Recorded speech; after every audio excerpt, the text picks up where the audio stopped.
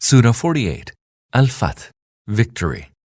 In the name of Allah, the most merciful, the most compassionate. O Prophet, surely we have granted you a clear victory, so that Allah may forgive you your shortcomings, whether earlier or later, and may complete His favors upon you, and guide you to the straight way, and that Allah may bestow upon you a mighty help. He it is who bestowed inner peace on the hearts of the believers, so that they may grow yet more firm in their faith. To Allah belong the legions of the heavens and the earth. Allah is all-knowing, most wise.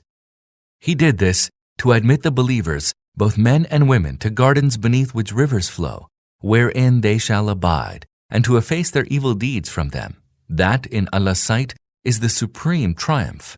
He also did this to chastise the hypocrites, both men and women, and those who associate others in His divinity, both men and women, and who harbor evil thoughts about Allah. They shall be afflicted with misfortune. Allah is wroth with them. He has laid His curse upon them, and has prepared for them hell. What an evil end! To Allah belong the legions of the heavens and the earth. Allah is most mighty, most wise. O Prophet, we have sent you forth as a witness, as a bearer of good news, and as a warner, so that all of you may all believe in Allah and His Messenger, and support Him, and revere Him, and celebrate Allah's glory, morning and evening. Those who swore fealty to you, O Prophet, in fact swore fealty to Allah. The hand of Allah is above their hands, so whoever breaks His covenant breaks it to his own hurt, and whoever fulfills the covenant that he made with Allah, He will bestow on him a great reward. O Prophet, the Bedouins who are left behind say to you, we were occupied with our goods and families, so ask forgiveness for us. They say with their tongues what is not in their hearts. Say to them, who can be of any avail to you against Allah if He should intend to cause you any harm or confer upon you any benefit? Allah is well aware of all that you do. But the truth is not what you say. You had imagined that the Messenger and the believers would never return to their families, and this notion was embellished in your hearts.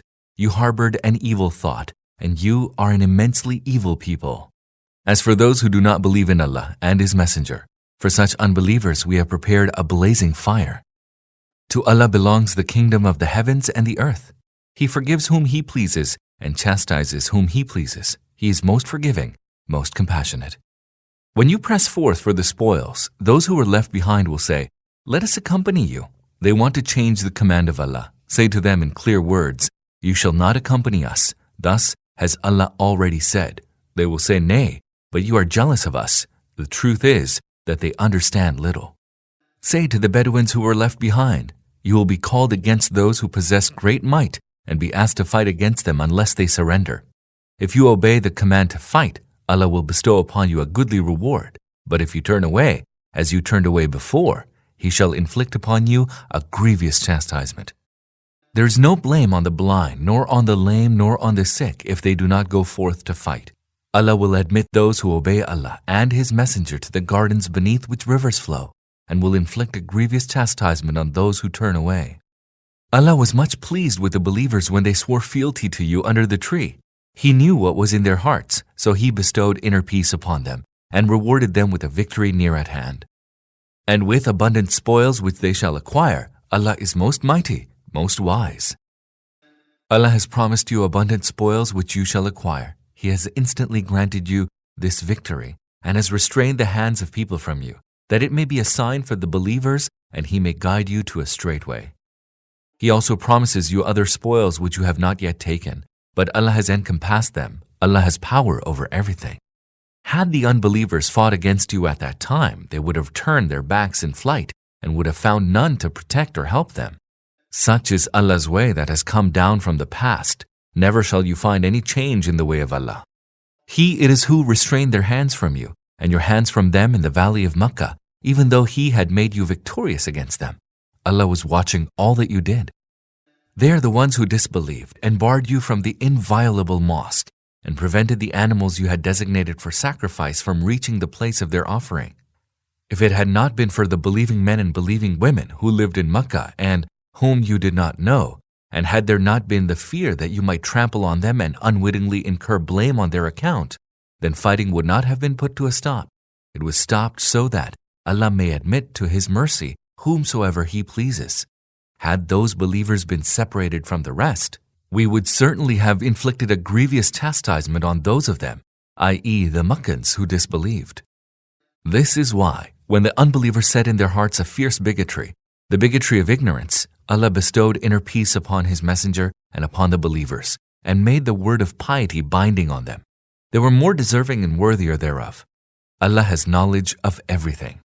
Allah indeed showed His Messenger the true vision, one fully in accord with reality. If Allah so wills, you shall certainly enter the inviolable mosque in full security. You will shave your heads and cut your hair short, and do so without any fear. He knew what you did not know, and He granted you a victory near at hand, even before the fulfillment of the vision.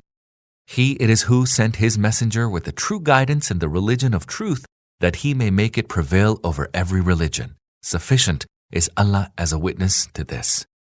Muhammad is Allah's messenger, and those who are with him are firm with the unbelievers, but compassionate with one another. You see them occupied in bowing and prostrating, and in seeking Allah's bounty and good pleasure. They are distinguished from others by the marks of prostration on their faces. Thus are they described in the Torah, and their parable in the Gospel is that of a tilth that puts forth its shoot, then strengthens it so that it becomes stout and stands firmly on its stem. This is a sight pleasing to the sowers, and one by which the unbelievers will be enraged. As for those who believe and do righteous deeds, Allah has promised them forgiveness and a great reward.